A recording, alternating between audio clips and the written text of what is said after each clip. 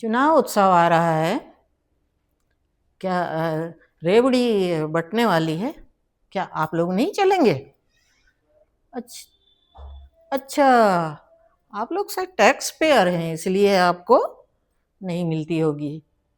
तो आज एक नया डेवलपमेंट हुआ है, चूँकि नया मौसम आ गया है और व्यवस्था शुरू हो रही है, इसलिए सुप्रीम कोर्ट को मजबूर होके सामने आना पड़ा कि कहीं ऐसा ना हो कि 1000, 1500, 2000 लोग जो हमारे नीति निर्माता हैं, ये मिलके पूरे देश को बंटाधार ना कर दें।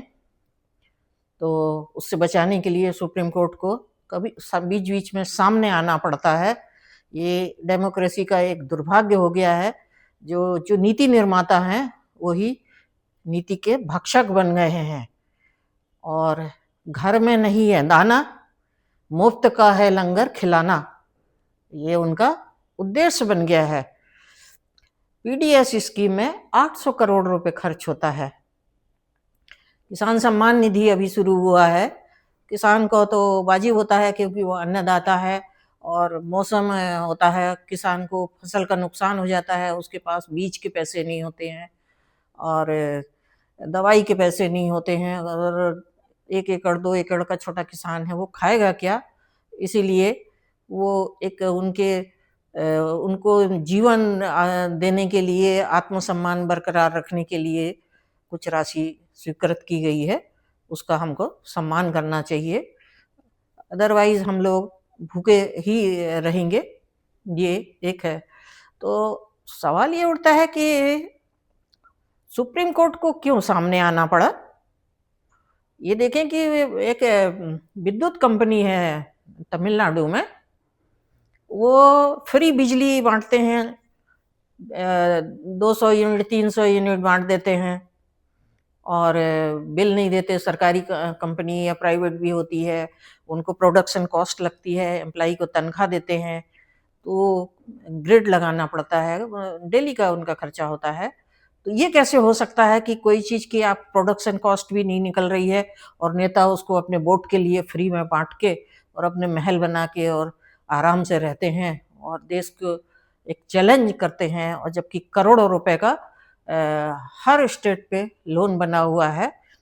तो ये एक इनके वजह से ये एक रेवड़ी पे फटकार लगानी पड़ी सुप्रीम कोर्ट को। तो इसने, जैसे अभी देखेंगे कि बंगाल में भी इलेक्शन आने वाले हैं, तो वो 500 रुपए का, ममता बनर्जी ने भी प्रति व्यक्ति को बेरोजगारी भत्ता का बोला है, बिजली, बस में यात्रा, ट्रेन में यात्रा फ्री का बोला है। और केजरीवाल ने भी इसी तरह से जब तक यहाँ दिल्ली में रहा है 10 साल में पानी बिजली सब देंगे। पानी कहाँ से दोगे? नल की लाइन कैसे सुधारोगे? बिजली दोगे? 200 यूनिट बिजली फ्री बोला है, 201 हुई तो आपका वो बिल पूरा खत्म हो जाता है। और ये सीधी सादी भोली जनता को समझ नहीं आता है कि वो 200 यूनिट के बिजली के लिए इनको बिक जाती है और इनको वोट दे देती है। कोई साइकिल फ्री बांटता है, कोई कपड़े देता है, साड़ी देता है, दारू की वो तो चलती ही है, वो तो एक सिस्टम हो गया है। हमने मॉडर्नाइज हो गए हैं, अंग्रेजों के ज़माने से सीख के आए हैं, तो ये शायद संस्कृति में भी आ गया है। तो इस तरह से हो गया है। और भारत का 141वें स्थान पर है हमारा जो कर्ज का जो है वर्ल्ड में, दुनिया में। और इसके पहले आपने देखा होगा पर कैपिटा कर्ज हमारे यहाँ 4.88 रुपीस लाख का कर्ज प्रति व्यक्ति कर्ज है। अब वो कर्ज लेते हैं वर्ल्ड बैंक से या वो उससे वर्ल्ड बैंक या आईएमएफ से लोन लेना पड़ता है डेवलपमेंट के लिए, रोड, हॉस्पिटल ये बनाने के लिए। लेकिन होता क्या है कि उस पे ब्याज देना पड़ता है हमको। तो फिर गवर्नमेंट क्या करती है, इस लोन का जो ब्याज पटाने के लिए फिर जाती है उनके पास लोन मांगने के लिए, वहाँ से लोन लाती है, ये पुराना ब्याज पटाती है, फिर नया हो जाता है। इस तरह से बढ़ता बढ़ता बढ़ता बढ़ता लोन बढ़ता गया है और हम 141वें स्थान पर है हम कर्ज के लिए। और आपने देखा होगा हमारा रुपया भी $92 तक का आ गया है बढ़ते बढ़ते, क्योंकि हमारा 80% जो तेल है हम इंपोर्ट करते हैं और उसका हमको पैसा पे करना पड़ता है। और पॉपुलेशन ज़्यादा होने से हमारी समस्या ये हो गई है कि जो हमारे यहाँ खाने पीने की जो सफिशिएंट, जिनको हम सोने की चिड़िया कहते थे, अन्नदाता थे, वो आज हम दाल, तेल और बहुत सी चीज़ें हम इंपोर्ट करते हैं बाहर से, खाने पीने की चीज़ें। और जो एक्सपोर्ट करने की जो हमारी कैपेसिटी थी वो ख़त्म हो गई, क्योंकि यहीं ख़त्म हो जाता है तो वो एक मजबूरी हो जाती है और हमारे यहाँ महंगाई बढ़ जाती है। ये मैं बताऊँ 53% जीडीपी का पंजाब में कर्ज है, जिसमें ₹9,500 प्रति व्यक्ति का कर्ज है पंजाब गवर्नमेंट का। लेकिन फिर भी उनने 2,92,000 करोड़ इलेक्शन में खर्च किए थे। देखिए बड़ी विडंबना है कि इन स्टेट के पास अपनी जीडीपी का अर्निंग नहीं है और उसके बाद ये फ्री भी बांटते हैं। जो जो पैसा इनके डेवलपमेंट में, हॉस्पिटल, रोड में, उसमें जाना चाहिए, वो ना करके रोजगार, उससे रोजगार जनरेट होता है, अस्पताल फ्री मिलते हैं, वो ना होके ये फ्री बी में आपको बांट दी जाती है 5,000 10,000 रुपए इस तरह से लालच देके, और वो फिर ख़त्म हो जाता है और फिर लोन के लिए खड़े हो जाते हैं। सेंट्रल गवर्नमेंट भी लोन पे है, तो रिजर्व बैंक भी इसी तरह से बार बार उनको वार्निंग दे रहा है। सुप्रीम कोर्ट ने अभी इनको कहा है, क्या राज्य का काम सिर्फ मुफ्त का उपहार देना है? नंबर 1 कि बिना वित्तीय आधार पे बनाए हुए आप कैसे उपहार बांटते हैं? ये स्वाभाविक सा है, कोई कंपनी बोनस देती है या हम भी किसी को खुश होके कोई चीज देते हैं अपने बच्चों को, प्यार करने वालों को, किसी को। तो जब हमारे पास कैपेसिटी होती है तभी हम देते हैं, कहीं से लाके उधार देके किसी को गिफ्ट नहीं देते हैं। पर ये इन लोगों का ये चलन चल रहा है। दूसरा है, क्या ये गलत संस्कृति का प्रोत्साहन नहीं करता है? ना करने की एक उनकी आदत को बढ़ावा देता है। दूसरा, भोजन के बदले जब आप रोजगार देते हैं तो आप उनके सम्मान को खत्म कर रहे हैं, उनका गर्व जो महसूस होना चाहिए उसको खत्म कर दिए हैं। वो हमेशा ऐसे ही फील करते रहे, अपने आप को छोटा समझते रहे। दूसरा, निष्पक्षता के साथ दिया जाना चाहिए जब आप वो देते हैं, तो इसमें बड़े लोग भी होते हैं, पैसे वाले होते हैं, वो भी इसकी बहती गंगा में हाथ धोते हैं, वो भी ले लेते हैं इस तरह से। और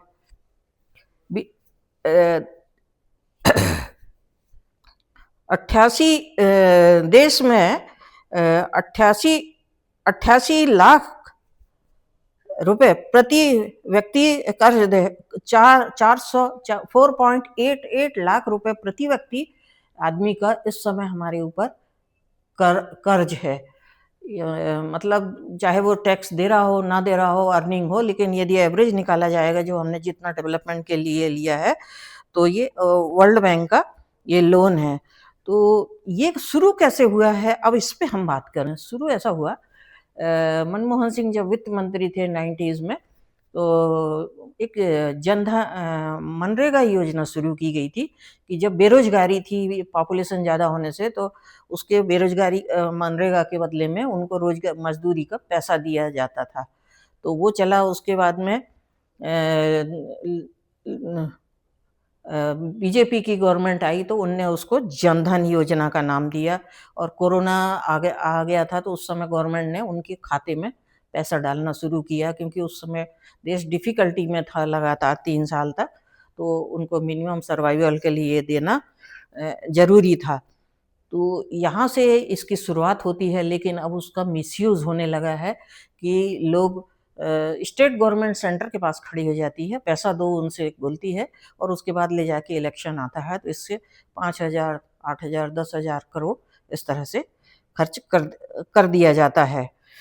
उस समय नंदन नीलेकानी थे, उनने आधार बनाया था, और आधार इसलिए बनाया गया था, आधार, पैन नंबर, बैंक के खाते खुले थे, ताकि उससे क्या होगा कि जो बीच में जो करप्शन होता था पैसे में बिचौलियों से, वो नहीं होगा, तो सीधा मनरेगा में पैसा जाता था। बाद में वो जनधन योजना बन गई, फिर मध्य प्रदेश में लाडली लक्ष्मी योजना शुरू हुई, और झारखंड ने मैया योजना शुरू किया, मदर को पैसा देना शुरू किया, और बंगाल ने भी शुरू किया। अभी बिहार के इलेक्शन में आपने देखा होगा 10-10 हजार रुपए महिलाओं के खाते में डाले गए रोजगार के नाम पे, वो भी उनने किया है। तो इस तरह का ये चलता गया। तो ये इनकी प्रेरणा मिली थी। ब्राजील जो है लेफ्टिस्ट कंट्री है, उनके लुला उनके जो प्रधानमंत्री हैं, वो राष्ट्रपति हैं, उनने ये लुक लोहावन योजना शुरू की थी, जिससे एक समाजवादी लोगों में ये होता है कि जो सबको एक बड़ा मिनिमम अमाउंट से पैसा दिया जाए, इसीलिए यूनिवर्सल पेंशन स्कीम का भी शुरू किया था, और उसके पायलट प्रोजेक्ट भी शुरू किया था, धार में शुरू किया था, लेकिन उसका अभी तक कुछ हुआ नहीं है, डिसाइड नहीं हुआ है, क्योंकि इतनी बड़ी पॉपुलेशन को पेंशन देना एक बहुत बड़ी समस्या है। और ये फिर बाकी दूसरी योजनाएं जो चल रही हैं लोन देने की और फ्री भी बांटने की, वो तो चल ही रही हैं। मध्य प्रदेश में लाडली बहना योजना है, और बिहार में भी शुरू कर लिया है इनने अपने तरीके से, एक एक के देखा है, देखिए एक हो गया। अभी तमिलनाडु में भी इनने शुरू किया है कि 1,000 रुपये प्रति व्यक्ति वो देंगे पैसा, और इलेक्शन यदि जीत जाते हैं तो 2,000 रुपये देंगे। ये उनने वादा किया है, किसने? स्टालिन ने। तीसरा 5,000 रुपये कलाइंगर करके उनकी जो वुमेन योजना है वो शुरू की गई है, और फ्री भोजन भी चलता है। ये जयललिता के समय से भी चला आ रहा है। तो इस पे सुप्रीम कोर्ट ने बड़ी तल्खी से वो उसको ऑब्जेक्शन लिया है कि आप ये कैसे कर सकते हैं कि आपके जीडीपी के कोई आपका पैसा नहीं है, और उसके बाद में आप इस तरह से इसको बांटते हैं। जैसे उत्तर प्रदेश का बताऊं, उत्तर प्रदेश में 6.33 लाख करोड़ का कर्ज है, और अभी इलेक्शन सर पे हैं, आपने देखा होगा।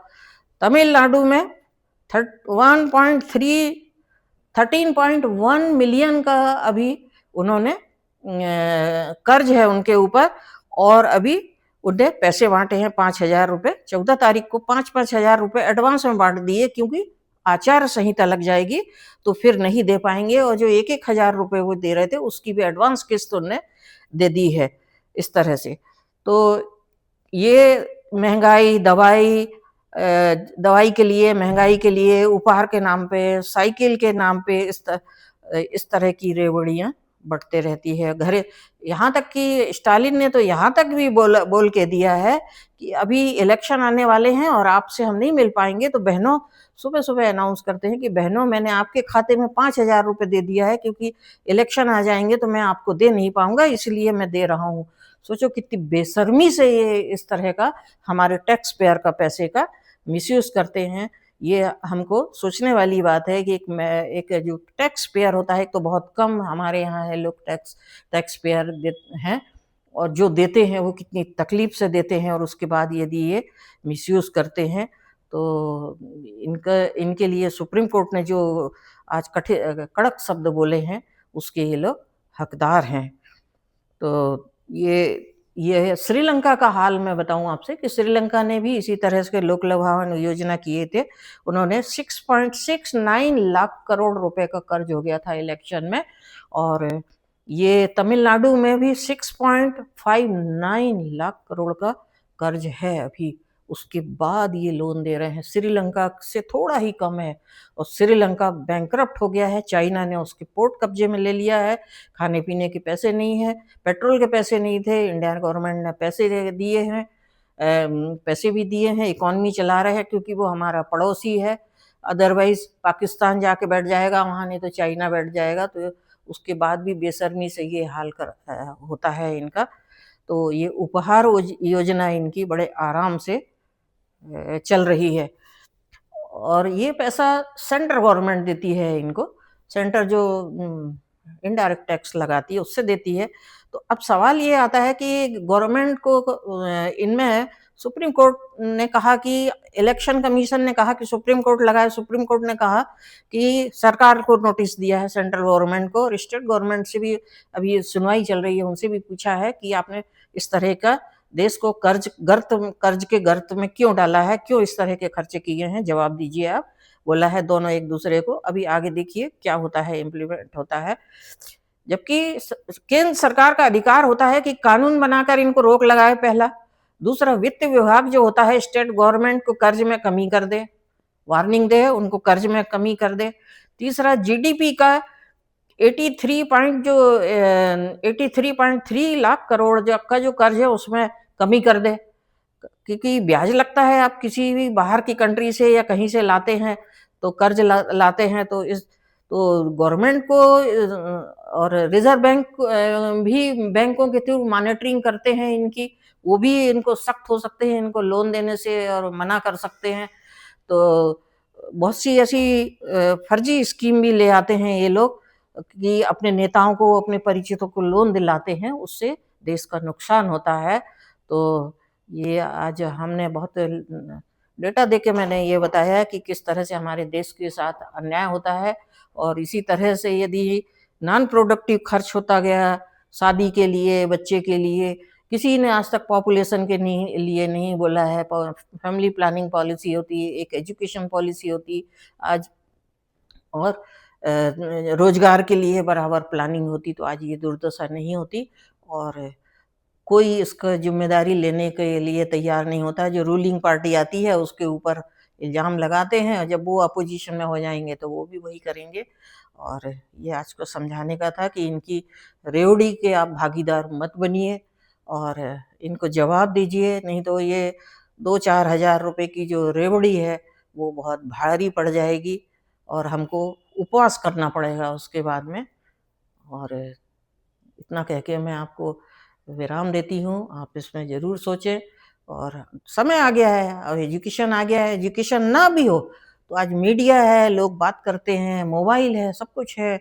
आप अपनी आँख, नाक, कान खुले रखेंगे तो एक सजग नागरिक की तरह आप आचरण ज़रूर करेंगे। एजुकेशन से इसका कोई संबंध नहीं है। जय हिंद।